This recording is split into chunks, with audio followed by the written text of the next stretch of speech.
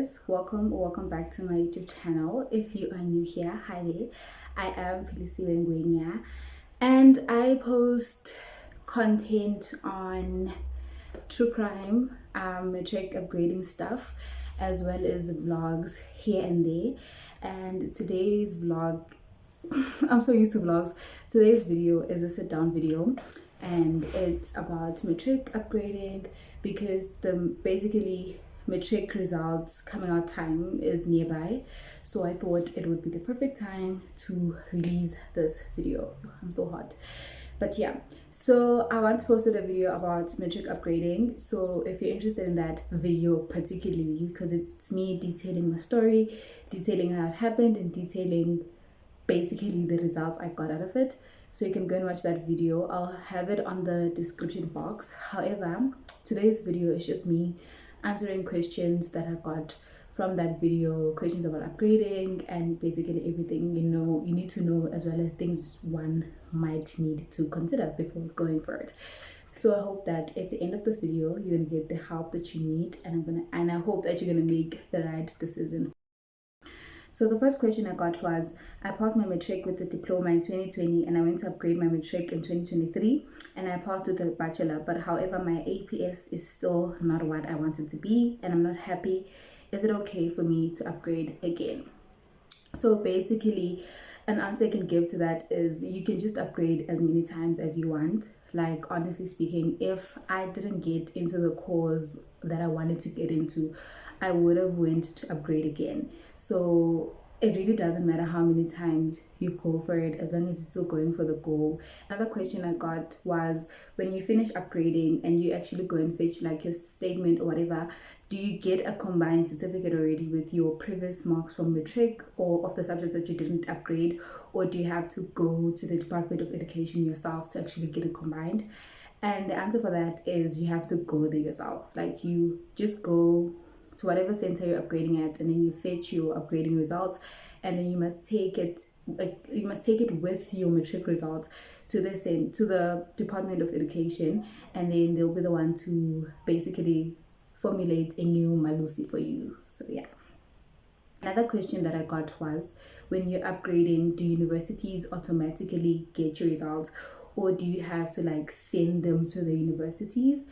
In my case, I don't know about that. In my case and my friend's case, actually, the universities automatically got the results. So I'm good when you're applying on the application form thing, you do state that you're upgrading. So that basically gives them that they need to wait for results. So they automatically get them. However, I will mention this because I did get questions about it. When it comes to the case of UCT, UCT does not have like an upgrading option when you are sending in your application. I don't know if it does now, but when I applied it didn't have, and I think it also still doesn't have, because a lot of people have been asking me how I did it. So honestly, I don't know how they knew that I was upgrading my results, but they knew because they automatically got my results from my school after upgrading. I didn't have to like send them through to them, and that's when they responded to me, because Rhodes and UCT responded to me on the day that results were basically coming out, which means they automatically got them from Summit College. Oh, okay, another question that I got a lot was, what is the school you upgraded at? I upgraded at Summit College. I'll put the full name here. I think it's St. Aquinas School. I'm not too sure, but it's the one that's in Pretoria that I upgraded at. It's very good. And it's very much legit, so I would recommend it actually. Okay, can you please break down the fee structure of the college you went to in terms of attending classes and everything? So when it comes to fees, the fees were not charged based on the number of classes you attended or attending classes or anything like that. So the fees were charged based on the number of subjects you were upgrading. But it was very tricky, I'm going to be honest about that part, because I was upgrading 3 subjects and I paid 800 Rand, and I think my friend was upgrading 2 and she paid 700 Rand. So I don't know how the whole thing works exactly, but I know it just depends on how many subjects you're upgrading. So if you're upgrading one subject, I think it's lesser.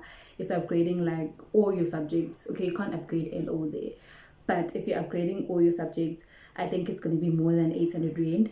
But it's 800 rand per month, not per year. It's 800 rand per month, so it's very, very expensive. But yeah, it was 800 rand for 3 subjects. And then I got another one that was saying, so if I am upgrading, which marks do I use to apply? Because applications open during March and June.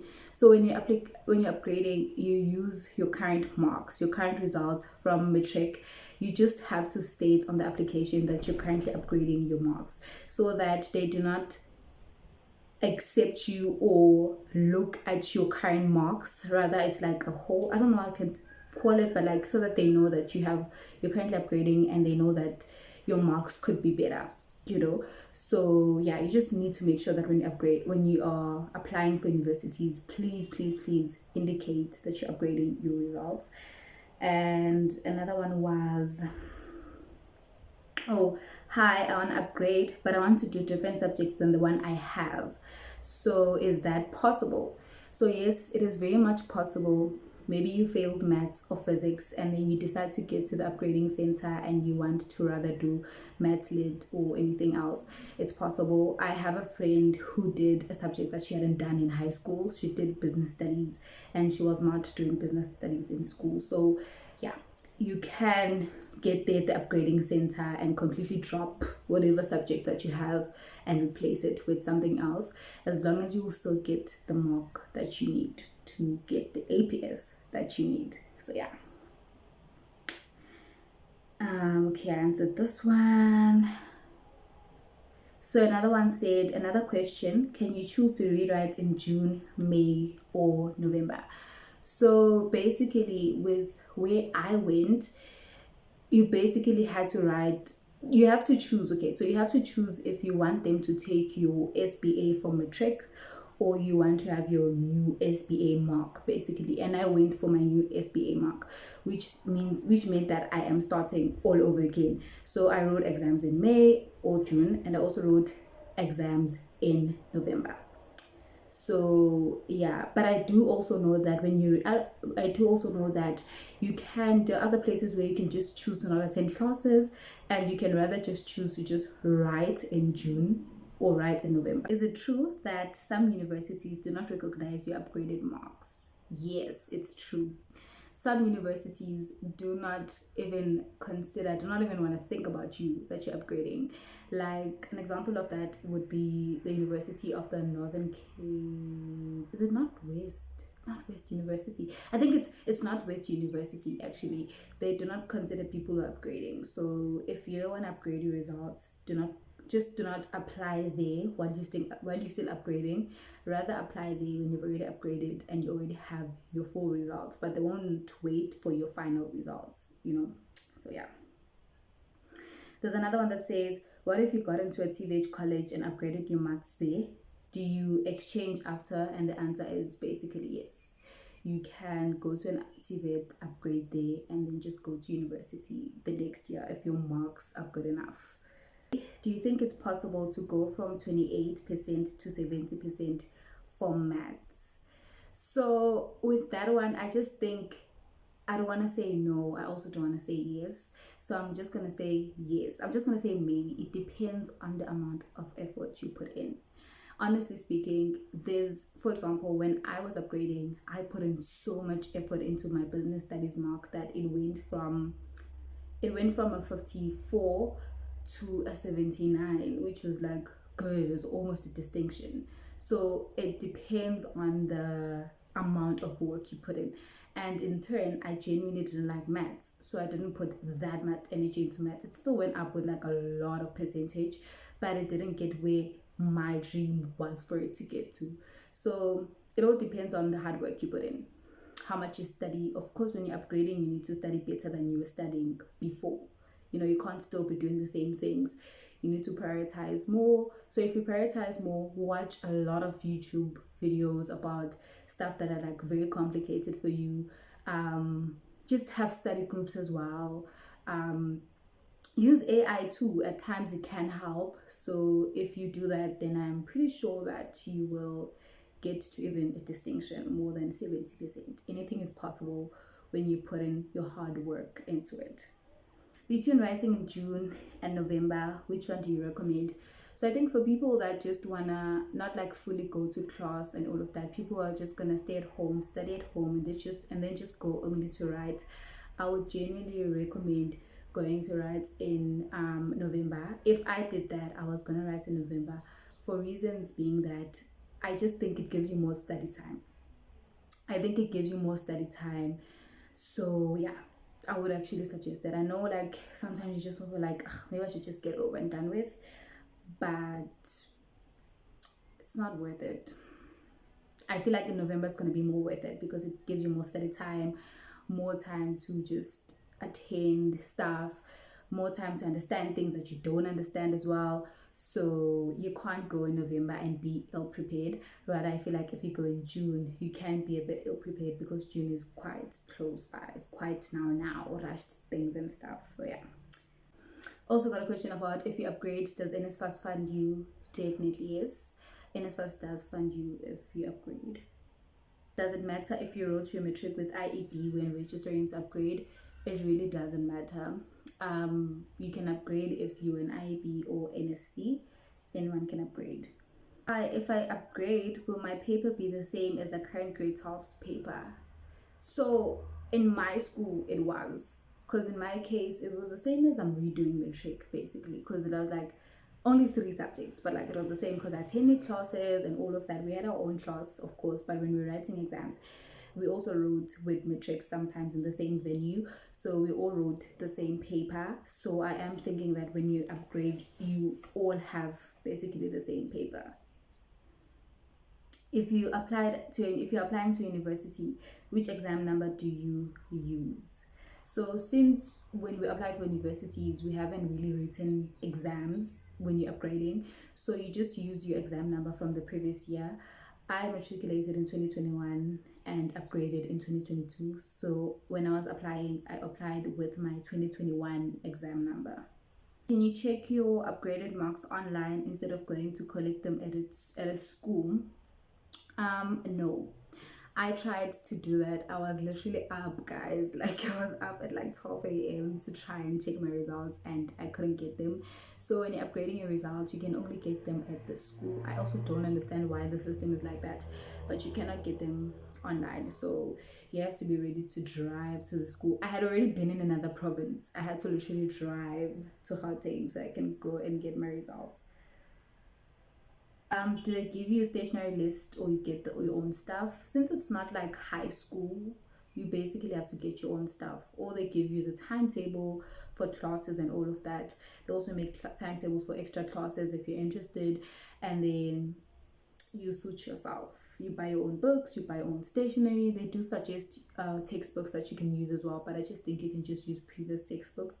But in our case, we didn't really have textbooks. I don't really use any textbook at all. Do you stay at the college that you're upgrading at, like a regular school? Because I want to upgrade, but the nearest college is so far from home. So it didn't have like res or like dormitories like boarding schools or like university. So I had to travel from home to school every time I had classes and all of that. So it can be a disadvantage. The only way out in that situation is if you just rent a place nearby and just stay there. Which documents do you upload as proof of upgrading? You don't have to upload any documents as proof of upgrading. You just only have to state that you're upgrading on the form or application form at university, and that's all. Difference between upgrading and rewriting. I think this is such a huge one. For me, it's the same thing, but I know that for a lot of people, it's not the same thing. Many people say that rewriting is when you just write, you just go in June or November to write. However, upgrading is when you attend class every morning, you have a timetable, you have like, SPA mark, you're fixing everything. It's like matric 2.0, basically. That's how people differentiate them, but you can still take them as the same thing, because at the end of the day, they both have to do with increasing or bettering your marks.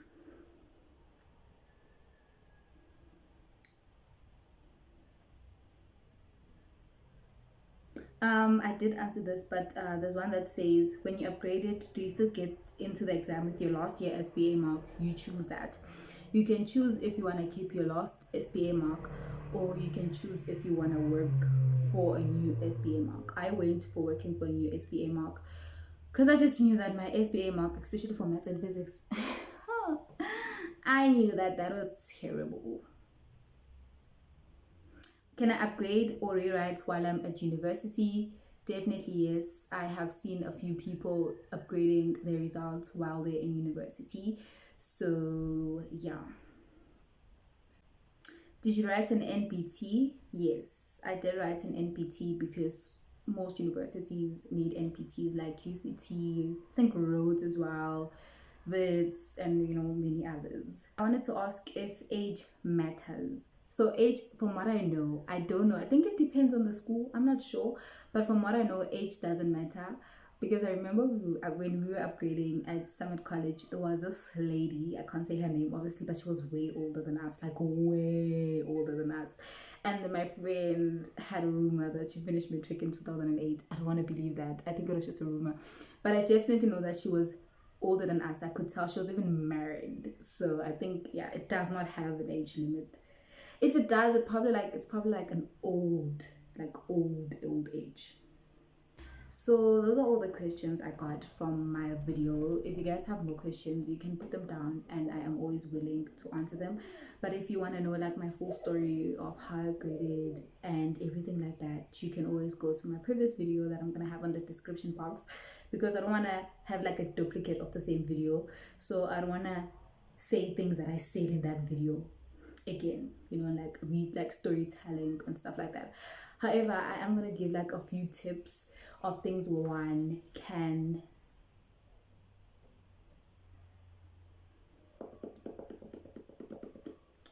what's the word consider, a few things that one can consider before upgrading. I think the first thing you need to consider before upgrading is the first thing you need to consider is the fact that it takes time. It's gonna delay you with the whole year. So you need to be mentally ready for it. You need to be like, I'm sacrificing this year. So be ready that it's gonna come with a lot of depression, it's gonna come with a lot of self-comparison. And I wish I was mentally ready before I went for it, because I spent a lot of time comparing. I spent a lot of time just depressed. So yeah. Another thing you should also have in mind is that just because you're doing it for the second time, it doesn't mean it's going to be easier. So it doesn't mean that you just need to relax, sit back, lay on your back, and just be like, ah, I did this last year. Trust me, it's not gonna work. I tried doing that first term and it was just not working out. You need to put in 2 times the work. You need to go to libraries, surround yourself with circles that are as serious as you. Luckily, I had friends that were serious about what we were trying to get, as I was. So we're always at the library together. We were always calling each other at night saying, yeah, when are you sleeping? Are you sleeping? And we were always studying. So yeah. Another thing to consider is what course you need to do, what course you want to take. Sometimes we tend to upgrade marks that don't need fixing. Like sometimes you find out that you actually do qualify for the course that you want. It's just that at that time you were unsure. And I think that's why it's important that by the time you get to matric, you know what career choice you want to go for, so that you can also know your APS. Me actually, particularly when I was upgrading my marks, I can see now that I actually didn't have to upgrade my marks, but I did. And like, another thing to consider is that applying to universities is going to be 10 times more difficult when you're upgrading, because not all universities take people upgrading, and also universities that do have a long process to it. You need to wait, you don't get provincial acceptances. You literally you literally apply in May or June, and you only get a response in January. So you need to be ready for that as well. You need to also consider that it's very expensive. Upgrading is very expensive. If you're still in matric and still have the chance, study hard, make it count. It's very expensive. Like, not all families can afford. I do know, however, that there are centers that do it for free. However, I just don't know where they are, but I know that the places that I do know are very, very much expensive. So you need to consider that as well. It could be very costly. You also need to consider the school you want to upgrade at. That is why, if you're watching my video and you want to upgrade, I'll say go to Summit College, because I upgraded there and I know it's accredited. There's a lot of upgrading schools that are not accredited, and I know tons of people. I literally know like 3 people who upgraded, and after upgrading, they realized that this place they upgraded at was not accredited. And mind you, they were paying like 1,000 rand per month for 10 months. That's 10,000 rand gone, and another year wasted. And now you have to go find an accredited place. So make sure that the place that you are upgrading at is accredited and known by the Department of Education. Do not just go anywhere and everywhere just because it's number one affordable and just because it's saying you can upgrade. Fact check how accredited whatever the school is, so that you don't waste a year and you also don't waste money. If you're still here, I hope you can subscribe to my channel, turn on the notification bell so that YouTube can notify you every time I post a video, and I hope to see you in my next video.